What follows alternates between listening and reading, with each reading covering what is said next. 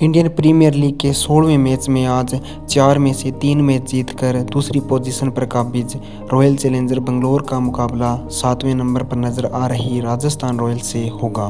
राजस्थान की परफॉर्मेंस को देखा जाए तो अभी तक कुछ ज़्यादा अच्छी नहीं रही है और सामने जब रॉयल चैलेंजर बेंगलोर जैसी टीम हो जिसके इरादे इस बार कुछ अलग ही नज़र आ रहे हैं। पहली बार उन्होंने लगातार 3 मैच जीते हैं। आरसीबी की टीम को देखा जाए तो देवदत्त पडिक्कल का परफॉर्मेंस अभी तक कुछ खास नहीं रहा है, लेकिन जीत रही है।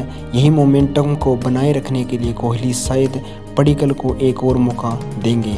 चेन्नई के मैदान के मुकाबले यहाँ के मैदान पर स्कोर कुछ ज़्यादा होने की उम्मीद कर सकते हैं। बेंगलोर के लिए एबी डिविलियर्स मैक्सवेल का प्रदर्शन बहुत ही शानदार रहा है। कोहली की बड़ी पारी अभी आनी बाकी है। अगर कोहली भी यहाँ चल जाए तो टीम के लिए और भी बहुत शानदार हो जाएगा।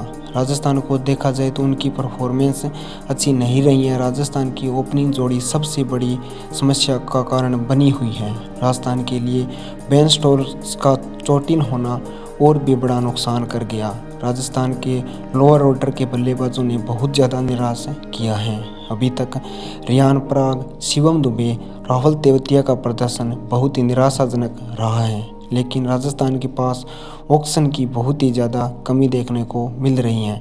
उनके कॉम्बिनेशन में अभी तक सेट नहीं लग रहा है।